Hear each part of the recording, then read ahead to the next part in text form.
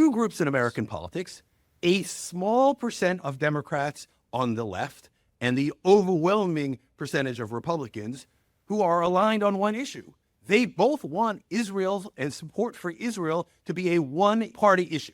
They both want the strong, steadfast support of Israel to be a Republican issue. Stu's saying Kamala Harris's closing message, her uplifting joy closing message is, vote for me because Donald Trump is unstable.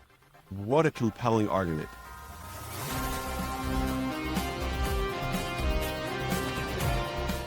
Welcome to the Fourcast, where four frum pundits talk politics. Meet the all-star lineup. I'm Benjamin Rose, Mishpacha magazine editor-at-large. I'm Maury Litwack, Teach Coalition CEO and political insider. I'm Stu Loser, a longtime Democratic communications strategist. And I'm Eli Steinberg, conservative commentator. Okay, so let's get down to politics. The most monumental election in our lifetime is only a few days away. And you're here listening to the Fourcast, the only place where you are going to receive really timely information, some bold predictions, and of course, rigorous debate as we enter into this election day and we find out what's going to happen, who's going to control the House, who's going to control the Senate, and who is going to sit in the White House. And we're going to kick it off right away. Big Mo, which is called Big Momentum. George Bush Sr. referred to it. He said, I got Big Mo on my side. I got big momentum. Let's go. And then all of a sudden he saw his momentum fall apart as he famously went after Reagan and lost to Reagan. So who has big momentum? Who had that Big Mo energy going into this presidential race? And what does it mean? Let's kick it off with Stu. What do you think, Stu? Who's got the momentum? Well, I'm going to remind you that the author of the first Mo, or the Big Mo that you just talked about, lost re-election. So let's take his advice with a grain of salt. Donald Trump has spent this week arguing that he is stable and arguing that the crazy things that were said by people who support him in and around him are not really what he thinks, even though they are. Kamala Harris is making the case to voters. I don't know that it's big and flashy, but defending yourself against arguments about Nazis, comparisons to Nazis, and other incredibly racist things is not a good closing argument. She has a normal argument. He has an erratic closing argument, just like the entire campaigns. She's pretty normal. He's pretty erratic. Do you think, Benjamin, you think that's a case of big momentum or not? You agree with Stu or not here? I've come out and said that Harris's concept of pushing the fascist trip on Trump is a failure, that most people who dislike, Ari Fleischer said this the other night also, that most people who already dislike Trump dislike him, and she's not going to make anyone else who already doesn't dislike him dislike him. So therefore, you want to try another tack, and I agree with that. But they're both working hard, and the race is coming down to the wire. Right. Benjamin is right. There is a disagreement among Democrats about whether or not how much we should be talking about how Donald Trump is a fascist. But there's no disagreement that he seems enthralled with fascists. Ellie, do you? I heard a lot from people who said to me, "Why is Trump in Madison Square Garden? I mean, I know Harris is going to be doing a rally in D.C., but why are we missing a swing state opportunity in New York?" Or is it really spiking the football that the Trump team feels like they have all the momentum on the side and they can pull off a rally like that? Like, educate us a little bit here. What's going on, Ellie? Because I'm a little confounded myself on that. So I'm happy you asked that question because it's a good way to marry these two questions together. The question regarding momentum, there's no such thing as momentum in a presidential election. Like the famous saying that everybody says, the only poll that matters is the one that's taken on election day. And recently in the 2 weeks before Election Day as well, when early voting starts. But what would normally be defined as momentum is movement. What we do see is virtually everywhere, especially in the national polls, which on their own are quite meaningless, but they do show a trend. Everything about this race is moving in Trump's direction. You see Trump, like I said a couple of weeks ago, Trump, best closer in modern politics. In the last couple of weeks, he's just been picking up steam. And you don't just look at Trump as being the only one who's picking up steam. Down the ballot as well. Go to every swing state, take a look at the polling, I know Stu is, It's not true. not everybody It's can not true. see this. It's not true. Because they might all be the listening, Senate but races, Stu's shaking his all head. the Senate races are within the margin of error. All the Yeah, contested. Stu, I didn't say not that. One Nebraska. second. Yes, we got that. They're all within the margin. I'm talking about movement. They shouldn't be within the margin of error because you've got incumbent Democrats who've been on the scene for a long time. He's only within the margin of victory. These are incumbent Democrats, and they're what have sizable leads. That's true, but my point is, on top of that, beyond it, is that 2-3 weeks ago, these races were not within the margin of error. 2-3 weeks ago, the Democrats had lead. Stu again shaking his head for those who can't see. Those who can't see, go look. Everyone's going to look a couple of weeks back. Bob Casey had a 3-4 point lead.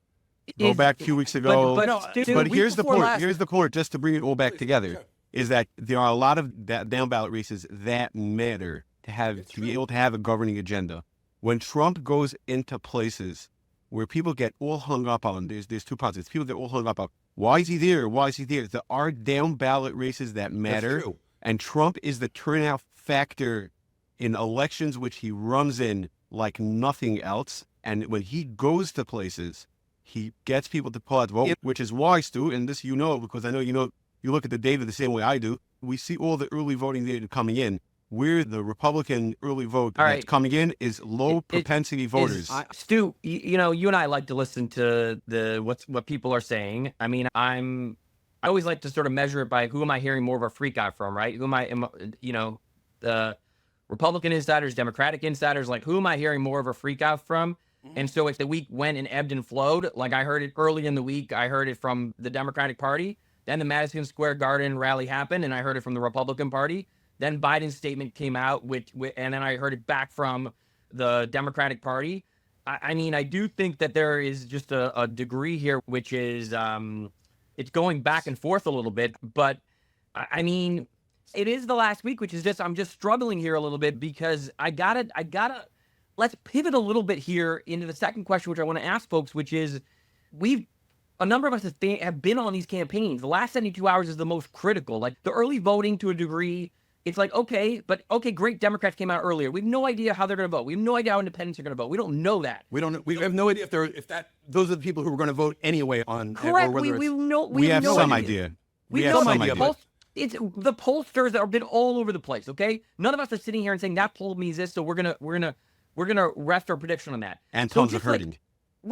So let's just pivot a little bit here, which is, and I want to give it to Stu here just so he can respond to some of this also, and then just go is, you're Harris. And you have 72 hours. What do you do to close the deal on this? Like, what do you do to close it? And we'll turn around and ask the same question for Trump. You have 72 hours here, Stu. And at this point right now, I think the Democrats are more nervous based on what Biden just said. So, like, that's the nature of politics. You have 72 hours. It's also the nature of Democrats to be nervous. It's, I can think of another... Except for Stu Lozer.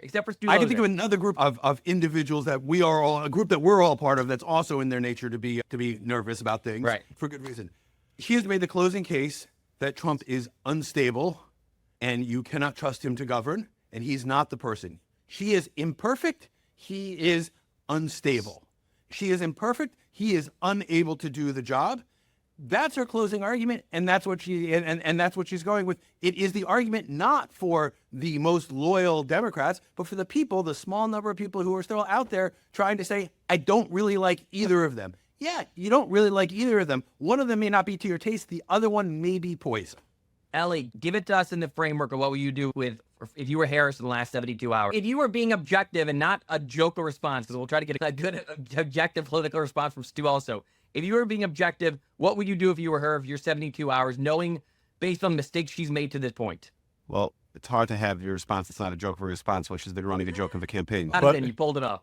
Here's the thing. And this is why this is a difficult question for Maury, all joking aside. She's run a campaign that's been devoid of substance. And Stu saying it is essentially saying it now himself. Stu's saying Kamala Harris's closing message, her uplifting joy closing message is, vote for me because Donald Trump is unstable. What a compelling argument. Nobody's going to turn out. Not nobody, I'm sure the people who are, but there aren't going to be new voters. They're not finding new voters by saying the other guy, he's been president for 4 years, and things were, by every subjective measure, better under Not his true. presidency, okay, Not true. is unstable and everything is going to go to pot if he gets into office. It's not something that's going to turn other So people what- out. so what- So so- what she so what would she needs have to to do, she needs to do, and this is where her hardship is in winning this campaign. I appreciate the hardship, is she needs to make a compelling argument for her candidacy, and she has yet to do that. There's every single time they ask her, you watch these interviews, there were a couple yesterday, people trust Trump more. Benjamin, what do you think? What would you do if you were her for the last 72 hours? What Harris needs to do in the last 72 hours of the campaign, I think, is to tell the truth, what I think is the truth, as little as possible, because every time she gives interviews, she says nothing. Every time she makes a campaign appearance, she looks like a giggly person. And, she doesn't, I don't know, to me, she doesn't really come across as a serious person. And I think the more she's out there, the more people look at her and say, wow, this is who I want to be the president of the United States. So if I were her, I would let as low as possible in the last 72 hours and hope for the best. I disagree. I've never bought in the narrative that she's not a serious person. I mean, she has a very serious resume. I think she's a serious person. I think that if I were her in the last 72 hours, I think that the key here is not to fall into the Trump trap, which so many candidates have been falling into. And I think one of the reasons why she's losing momentum over the last month is that when you fall into a trap where you are attacking Trump, you were building a free media narrative for him. And when you are falling into that, which I think basically happened with the Madison Square Garden rally here, I think that is a disaster. I think that there was a month where she was just making the case for herself, which I think was what Ellie was saying to some degree, where she was just crushing Trump. And I think when she pivoted and started doing this other thing, I think that it's been harder sledding for her making the case against Trump. And I think that there's a fine balance to do it. But once it sort of tips over, I think Trump just completely eats into that. But give us your flip on there. What would you do if you were Trump in the last 72 hours? Laura, I just want to say one thing. I want to push back a little bit at what you said. Yeah. Kamala Harris might have a good resume, but it doesn't mean she's done a good job at those positions. I mean, there's a lot of people who have good resumes, but, check out their performance. Including all of us. What have they really accomplished? So, but flipping to Trump, he also has to avoid making mistakes in the last 3 days. The Madison Square Garden rally, it wasn't a mistake. It could have been a good thing, but again, take a look at some of the people who came up there and gave speeches. There were no reason for them to be up on a platform. I personally don't want to hear from entertainers and comedians a week before the election. I want to hear what the president is going to do if he takes office, if he wins the election. So that's what I think Trump has to do. I just has to cut the nonsense, which I know is hard for him because he's an entertainer himself, and that's part of what he tries to do. And he's just got to stick to policy. He's got to tell voters, the ones who haven't voted yet, and more than 50 million have, and mainly the Republicans who are still sitting on the fence, and also some of the independents, like, why should you vote for me? And he's got to tell them, this is what I'm going to do for you. Really just very pointed 2-3 policy prescriptions that he's going to do that's going to make things better for people. I made predictions. We have predictions in the Mishpacha magazine this week, but also we'll make them at the end.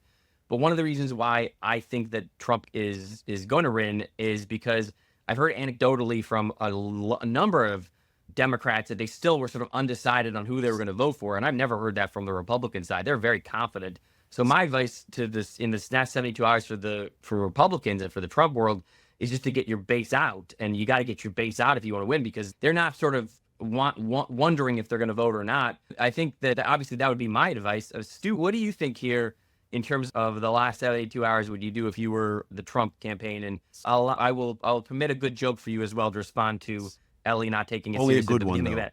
Only a good one.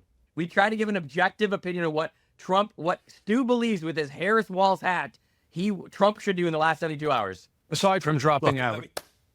Look, Ellie and I had an interplay on X, the former Twitter, this week. Maybe it was last week. Who knows? There's been so many chagim about candidates and taking a day off and who's doing what. My question was to him, if Trump is doing so well in Florida, he's supposedly up double digits. We have a lot of listeners in Florida's early vote, so some of them have voted, some of them haven't. Why is he campaigning in Miami with Latinos and doing a healthcare event? And Ellie gave me an answer, and then I talked to a person I work with who is a different client who is an advisor to the governor in Florida, and I said, what is DeSantis' world telling? Why is Trump there? And the distinct impression, he didn't say, but the sort of distinct impression is, hey, it's about Rick Scott. It's like Ellie said, it's about the Senate seats, and it's about Rick Scott, whose numbers are plummeting. as I said in Mishpacha this week, at this time, 8 years ago, in all the close Senate races, the Democrats were already losing ground in the last 2 weeks. That was the canary in the coal mine. We don't see it this time. So as a person who wants Trump to lose and wants the Democrats, my advice would be to Trump, continue campaigning in states where it's really close, because you're driving people to split their votes. In states like Florida, where he's going to win the presidential, you're driving people to say, unstable, Trump may win. Maybe we should have a bit of a check and balance, and not hardcore Republicans, but regular people are splitting their votes and voting Trump for president and the Democrat for Senate. And That didn't. The difference between me and Stu is that Stu delivers his jokes with a straight face. Didn't seem like sincere advice. Eli, what do you got for us? You talk to people in the Trump orbit, very confident, but obviously cognizant of the fact that you have to run through the tape. Trump needs to keep on doing events in places where turnout of the lower propensity voter, which is the unique Trump voter, is needed. Stu, in previous podcasts, there are also low turnout voters who vote for Harris. What's that? Stu in previous episodes has said Trump is old. Trump has been doing less events. I just want to pull up from the Times' event tracker. Trump is doing more events than Harris, more media appearances, but we all know that, and more rallies than Harris also. So one of them maybe is old and decrepit. It's definitely not Trump, and Trump is going to be running through the tape. That's what Trump needs to do. Trump needs to keep on going to the places where he needs to drive the lower propensity voters to the polls and keep on pushing them out to vote, because he's the turnout machine. We've had a lot of situations here where people feel interrupted and they feel like they're cut short. Hey, I want to disagree with that. I don't feel that way. Yeah, you're wrong. Yeah, You're wrong. Yeah, where's the real Don't listen to agreement those at this? people. Those people are lying. I'm trying Yeah. to segue. What is I'm trying this? to segue, gentlemen. I'm trying to segue. We've had many situations where, by the way, they're saying I'm not. I don't. People don't feel like that while they interrupt me. No, don't So listen to we're- him. He's not telling the truth. Listeners, don't listen to him. Yeah, anyways, part of the rules were that there would be no interruptions. Anyway. We've had situations where maybe at times we felt cut off or not that we've been able to get our thoughts fully developed or interrupted or whatever it may be. So instead of the lightning round, we're going to be doing a one last thing where we give each of our panelists an opportunity to opine and give their one last thing before the election. I'm going to close it off with one which I think will be popular, but let's give it over to Binyamin. What's your one last thing? Let me finish. Let's give you that one last thing. I would like to see the candidates stop with the name calling. This, I guess, relates to what they should be doing in the last 72 hours also. But look, Harris calls Trump a fascist. To me, he's a Republican. Trump calls Harris a communist. To me, she's a Democrat. There's all sorts of name calling and mudslinging going on, and it's very unbecoming. The United States is supposed to be the greatest country in the world. Trump talks about how he wants the U.S. to have the greatest economy in the world and the greatest military in the world and the greatest opportunity in the world. And the truth is Harris wants the same thing, too. So, stop with the mudslinging, stop with the name calling. It's beneath their dignity. And it's also beneath the dignity of the American people. They deserve better. I don't really like to bring up this Jimmy Carter line because it fell flat, but Jimmy Carter, when he was running for president, said that the American people deserve a president as good as they are. Now, Carter fell short of that, but really that should be the model. And I'd like to see these candidates for public office behave better.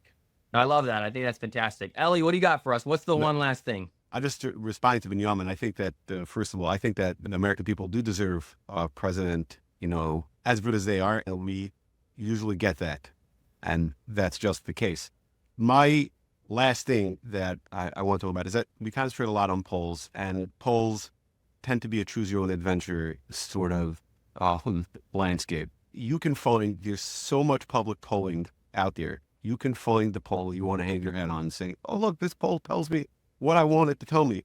You have to be able to understand what polling is to be able to use it to understand the race. Even when you look at all the polls broadly, you have to know. We know, say in 2020, that there was a massive polling error, which severely undercounted Trump's vote.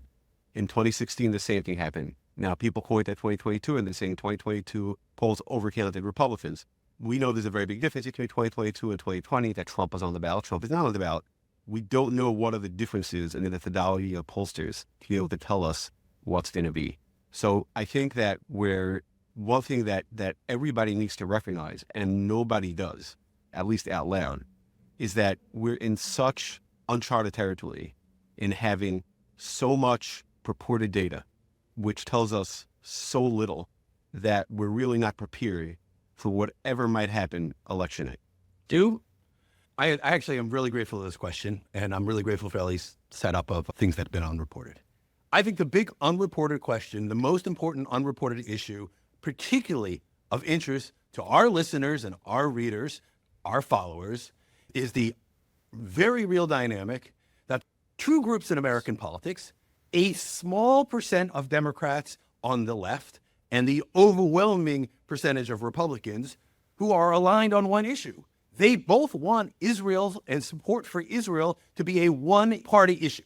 They both want the strong, steadfast support of Israel to be a Republican issue. The Republicans, because they should, and a small fringe, even in New York, fringe part of the Democrats, because that way they don't have to do with it at all. They don't have to be moderate.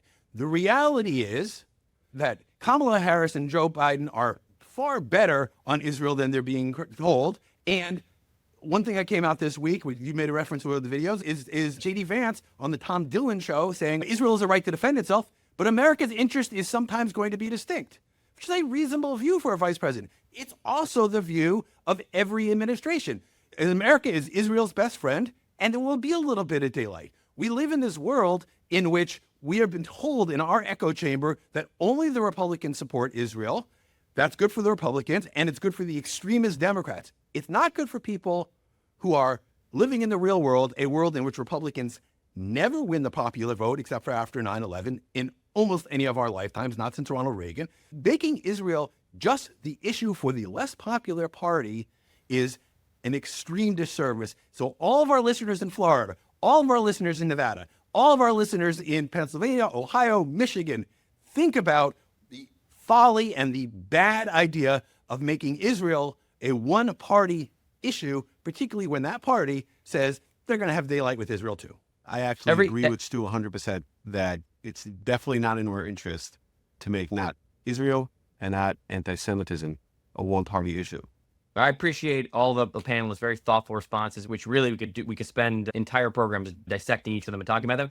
I will give my one thing, which is very predictable, which is after every election that I've ever been involved in, going back decades, I've gone to community members, I've sat at Shabbos tables, and I've asked the question, did you vote? And the answer is usually about a quarter to a third of people did not vote, even higher in municipal elections, etc.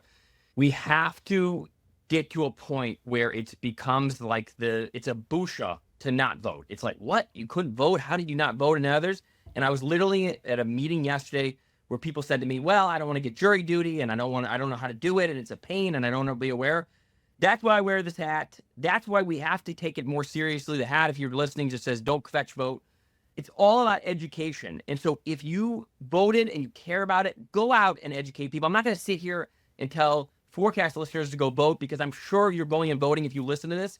But go out there and make the case to people about why they should vote, why they should vote in every election. Go out and just do a little education, because when we educate people and we explain to them how important local, state, federal elections are to their day-to-day lives, not just what they're hearing on social media, they really understand in our community. Once the educator really goes out there and votes, and we could change the world. And we're not a majority of American voting electorate. So we have to vote and punch above our weight. And we have another opportunity to do it on election day. So go out there, don't kvetch, go out there and vote.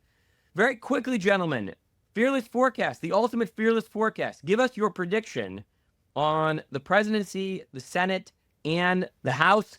I'm going to go with, I believe that, I'm going to get really granular here. I believe that Trump will be elected on Tuesday.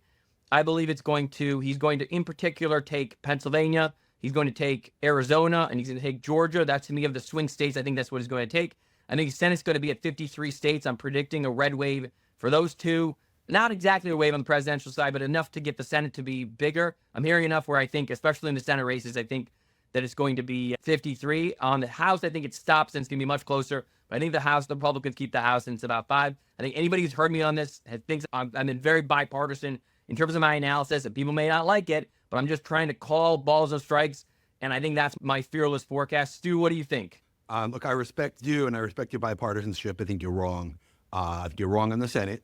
I think we have 2 states that are in play, Florida and Texas, in the Senate, which should not be in play under any normal rules, but for a whole bunch of reasons are. I think that the Democrats are going to obviously lose West Virginia, but maybe not Montana. And I think that the Democrats are going to continue to hold the Senate. I think the Democrats will pick up the House, which they really only lost. The Republicans didn't win the House last time. The Democrats lost it by default and by professional malpractice. And I think Kamala Harris is going to win. Even in my company, I'm looking over there at the predictions on the wall. I'm the most bullish. I think she's going to win by a healthy margin. Which states? Which swing? I think she does take Georgia. I think she takes North Carolina. I think she takes Pennsylvania. I think that I'm not positive about Michigan, but I have an employee who spent the weekend in the northern part of Michigan, or at least in the northern part of the south. I don't really know Michigan. She literally saw 2 things. She saw Betsy DeVos's yacht being winterized. So that's that part of Michigan. And she saw 3-to-1 ratio, 3 Harris signs for every Trump sign, whereas the last 2 times there were no Democratic signs. Ellie, what do you got for us? Fearless forecast here. Yeah, with the disclaimer of what I said earlier about how there's so much unknown, I do think, considering everything that we've seen... by the way, we're fearless forecast. There's no disclaimers, so just give it to us. Let's give it. Yes, okay, fine. My fearless forecast is that Trump wins, and I think that all things being equal, it's more likely that he sweeps all the swing states than loses them. Remember, he doesn't even have to win all of them to win the election. He's in perfect shape in the Sun Belt states. He really only has to win one of the Rust Belt states. But I think it's more likely that he wins them all. With the Senate, I know Stu's been talking for weeks about Rick Scott and Ted Cruz being vulnerable. Just 2 weeks. We've been doing this for a long time. Cruz has been vulnerable for 4 years, but yeah. Yeah, I mean, he's been vulnerable for 10. But I think it's more likely that we'll see in Wisconsin, Tammy Baldwin, in Pennsylvania, Bob Casey, in Ohio, Sherry Brown, and even more likely that we'll see Jackie Rosen lose in Nevada than seeing either of those 2 lose. And in the House, I think you'll see a Republican majority, but just not as robust as even the Senate. Benjamin, give us precise. What do you got for us? I know you like precise. We like those precise numbers. Right. So a clean sweep for the Republicans, as I wrote in the magazine this week, either 292 or 212 electoral votes for Trump, 52-48, 53-47 in the Senate, 225 in the House for the Republicans. But if you'll please give me 30 seconds, I must go back to something that was said before about Israel being a 2-party issue, and it should be. But as the only one of this group who lives in Israel, I just want to point out that I'm looking at the Home Front Command, and in the last week, there's been 1,457 rocket attacks on Israel. That's over 200 a day. Think about that for a minute. There's one party, there's one administration. I don't want to blame the Democrats, but there's an administration in power right now who has shown a split personality to Israel instead of moral clarity. And you have another party that's saying, okay, every once in a while, we'll have our differences with Israel. So which of those viewpoints would you rather have in the Oval Office for the next 4 years when we're facing 1,457 rocket attacks in a week? I think it's not fear to put that number together with the administration. It's not like Hamas didn't fire rockets during the Trump administration. We know that happened as well. I think it's fear to say that Trump is much more strident in his backing of Israel than the Harris-Biden administration. I think that's fear, but I don't think it's fear to tie the rockets. Hamas is going to want to kill Jews, and Hezbollah is going to want to kill Jews, no matter who's in the White House. The question is about who's going to support Israel more on the security end, and where Stu's argument, which I subscribe to, is that it's better for Israeli security when it's a bipartisan issue to back Israel, and we aren't the ones making it into a one-party issue. If we make it that Republicans pro-Israel, Democrats pro-Hamas, then that's what's going to happen. And then we lose half of our phrase. We just have to watch what the people are doing and what they're saying, and who's But taking, that's the point, Who's is that taking, they're who's doing- taking whose side? Can That's I- nothing I to do really- with us. Binyamin, thank you Open for- your eyes. Open your eyes and look. Thank you for the context of the rockets, and those of us who are here in America, I think we all have cousins, brothers, sisters, friends throughout Israel. Thank you for that. You're the one who mentions it because it's real life view. As we're reminding people of context, I want to remind that Vladimir Putin is funding and arming Iran, and Donald Trump has a questionable love for Vladimir Putin. All things being equal, who do I trust against Putin and Iran for the sake of Israel? I don't trust Donald Trump acting alone to outsmart them. I think he might get outsmarted, and I would trust almost anyone else on the issue of Putin and his closer alliances with Iran that have developed over the last month. China is arming Iran as much as anyone else, and the Biden family seems to have some questionable relationships with the Chinese. I think this is where it's an important thing to remember. At the end of the day, for all of this, and I think it's a good way to sort of tie it into a bow. At the end of the day, this is a from podcast, and we know at the end of the day that Lev L'Lach Nesar B'Yad Hashem, and we know that at the end of the day, whatever you feel about this election, HaKadosh Baruch Hu doesn't need Donald Trump in the White House to protect you. Then HaKadosh Baruch Hu isn't handicapped, chas v'shalom, if Joe Biden's in the White House or if Kamala Harris in the White House, and even if Bernie Sanders was in the White House. And I know Stu would probably phrase this saying a little bit differently, using different people for it. But at the end of the day, whether or not Eretz Yisrael is going to be secure is not entirely dependent on who's in the White House. And that's a very important thing for us to remember as we go into Election Day. I want to thank everybody for a very articulate election coverage. We hope to have more for you. I think it's been very informative. We're very grateful. As always, you have the opportunity to debate, disagree with us, email us at podcast@mishpacha.com. Again, podcast@mishpacha.com. Until Election Day, and after Election Day, you'll hear more from us. We're going to see who's right and who has to eat some crow. So we're very excited for that. Thank you all.